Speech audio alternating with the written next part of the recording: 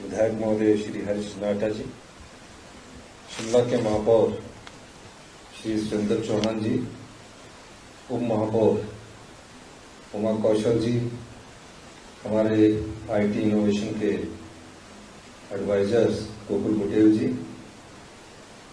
Parliament हमारे chief pollution control board के chairman Sanjay Gupta ji, secretary Anil Joshi ji, हमारे सभी पार्टिसिपेंट्स।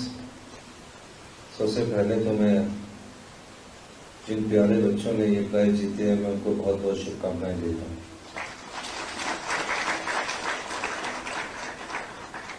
पहले सपने देखते थे,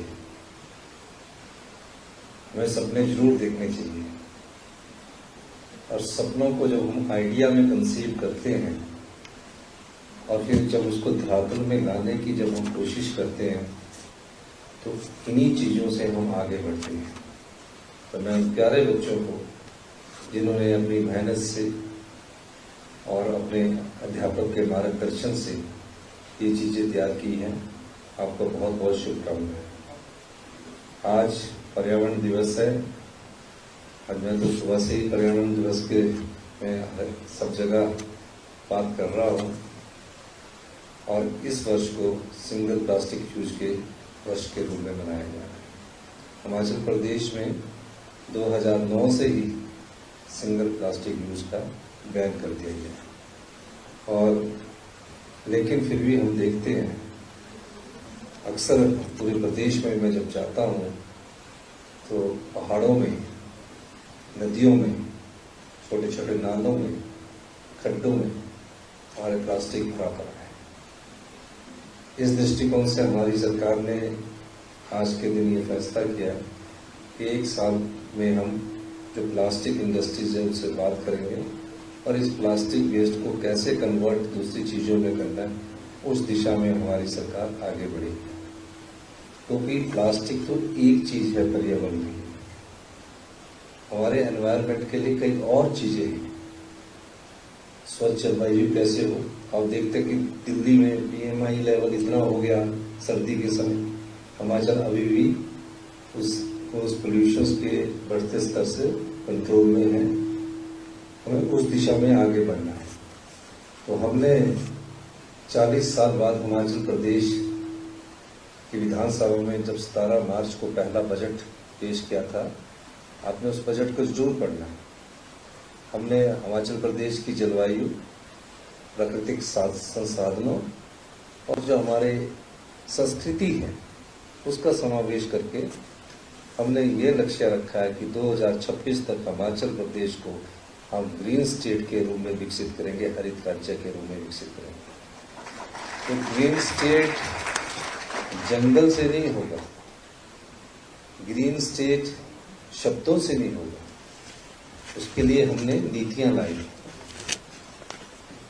जो थर्मल है, जिससे बिजली बनती है, हमने कहा है कि 1 साल बाद हम थर्मल की बिजली का प्रयोग नहीं करेंगे, हम सोलर पावर, विंड पावर की एनर्जी का यूज करेंगे और हाइड्रो पावर की एनर्जी का यूज करेंगे। और विश्व की लेटेस्ट टेक्निक ग्रीन हाइड्रोजन के भी दिशा में हम आगे बढ़ रहे हैं। ग्रीन हाइड्रोजन किस तरह ऑक्सीजन को, पानी से ऑक्सीजन को अलग करेगी, हाइड्रोजन को अलग करेगी, उस दृष्टि से हमारी सरकार कार्य कर रही है, और जल्दी ही हम इसमें काफ़ी आगे बढ़ चुके हैं।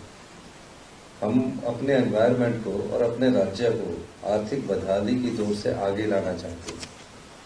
हमारी multinational company mobile India limited से इसका ग्रीन हाइड्रोजन के मामले में समझौता हुआ है, लेकिन इसकी टेक्नोलॉजी भी बहुत महंगी है और इस विषय में काफ़ी रिसर्च भी हो रही है। लेकिन हिमाचल एक ऐसी स्टेट है जो इसमें लीडिंग बन सकता है, क्योंकि ग्रीन एनर्जी के लिए, पानी को वे करने के लिए सोलर पावर चाहिए जो हिमाचल के पास है, हाइड्रो पावर चाहिए, रिन्यूएबल एनर्जी चाहिए जो हिमाचल के पास है, किसी और राज्य में नहीं है, क्योंकि वहाँ थर्मल पावर बहुत ज़्यादा है, हमारे पास इलेक्ट्रिक पावर है। इस दिशा में हमारी सरकार काम कर रही है।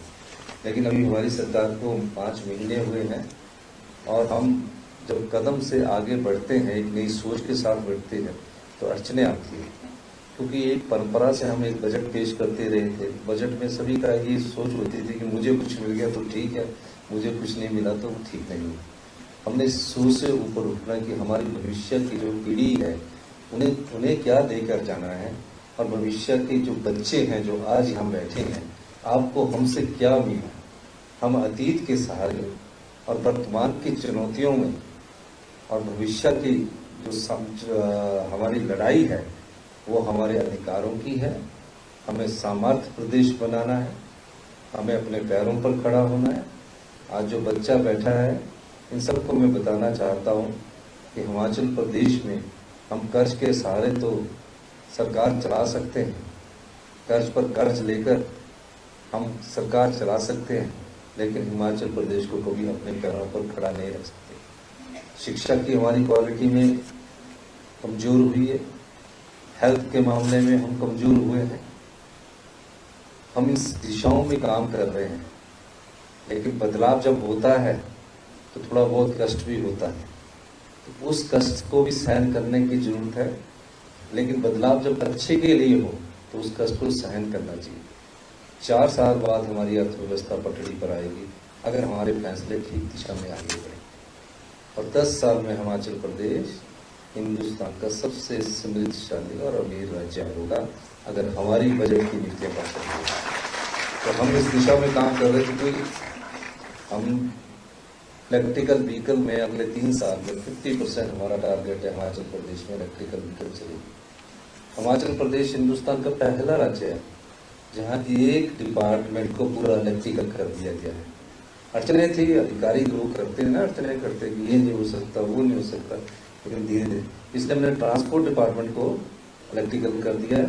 और HRTC की जिन बसों में जाते हैं अगले आने वाले 3 सालों में हम 1500 और 2000 बसें इलेक्ट्रिकल में जाएंगे।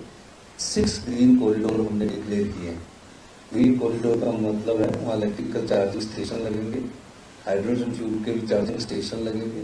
उन बसेस के हमने ऑर्डर दे दिए हैं क्योंकि अभी टेक्नोलॉजी आ रही है और हम इसमें साथ चल रहे हैं। उसी तरह शिक्षा की क्वालिटी को कैसे विकसित करना है उस दिशा में हम जा रहे हैं।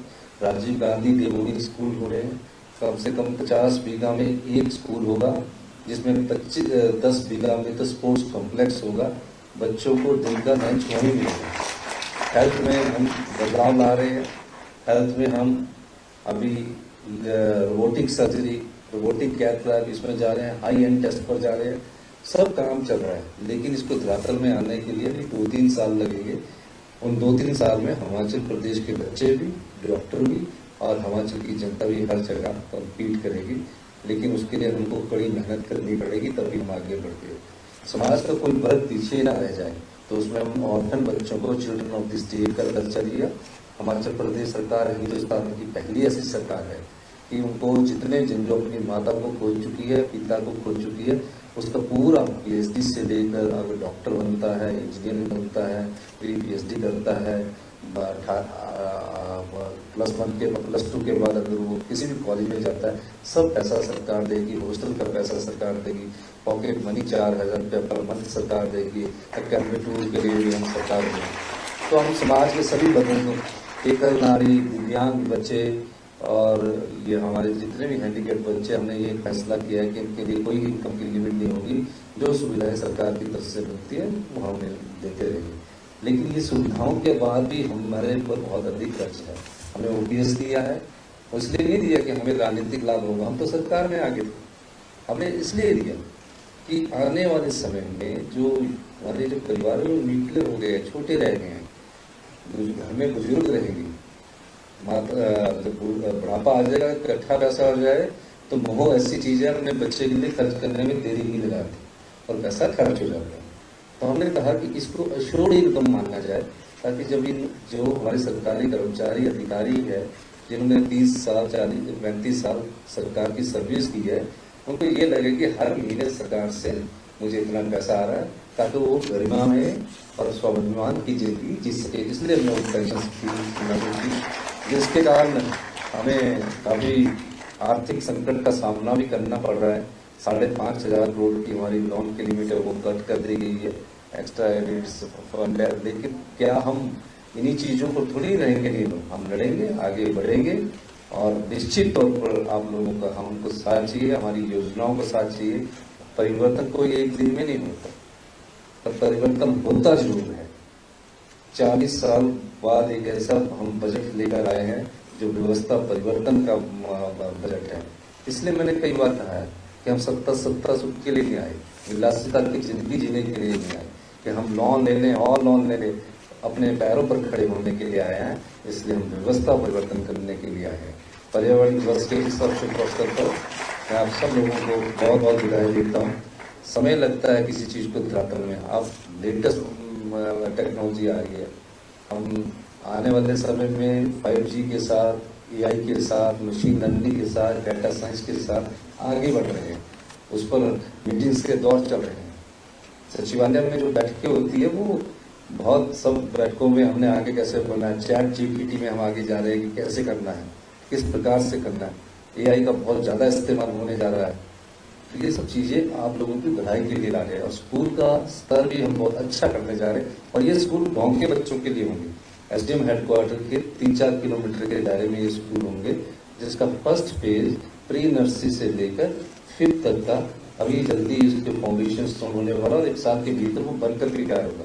अप टू +2 लेवल तक होंगे, जिसमें जहाँ पानी की उपलब्धता होगी वहाँ बच्चे को स्विमिंग पूल भी मिलेगा। गांव का बच्चा ये फील कर सके कि मैं पढ़ के आ रहा हूँ, खाना भी उसको बहुत अच्छा मिलेगा। तो ये गांव के बच्चों के लिए अच्छे स्कूल होंगे, ताकि जो माइग्रेशन हो रही है उसको रोका जाए।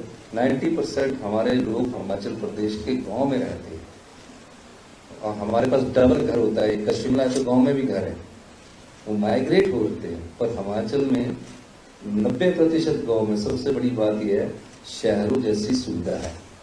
ये सबसे अच्छी बात है। तो आज इस विश्व पर्यावरण दिवस के शुभ अवसर पर मैं आप सबको बहुत बहुत मुबारकबाद देता हूँ। प्यारे बच्चों को, आने वाला कल आपका है, आने वाला भविष्य आपका है। अगर इस प्रदेश को बचाना है तो प्लास्टिक से भी और चीज़ों से भी, जंगल कटने से भी और जंगल में आग लगने से भी, और भी कई चीज़ें हैं जिससे हमें बचाना है। हम इस मामले में आगे बढ़ रहे हैं। आपने हमारी बात सुनी, आपको बहुत बहुत धन्यवाद। जय हिंद, जय भारत। मैं आपसे रिक्वेस्ट करूंगी सर कि आपके मार्गदर्शन के अंदर अगर ये छोटा सा प्लेज हम ले लें तो बहुत ही अच्छा हो जाएगा। मैं आप सबसे रिक्वेस्ट करूंगी कि आप प्लीज खड़े हो जाएं और मिशन लाइफ का ये जो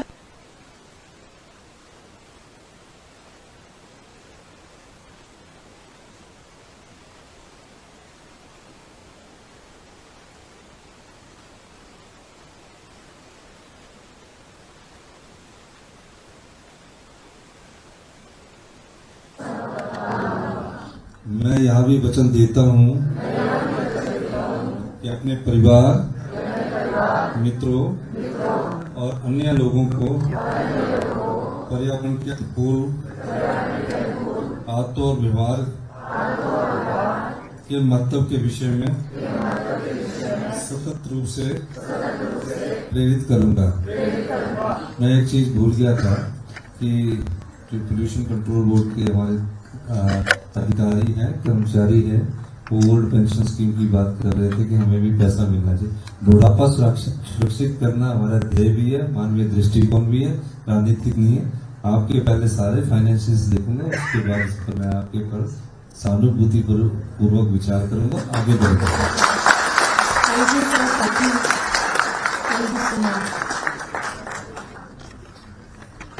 thank you sir, thank you so much इस ओकेजन को ग्रेस करने के लिए।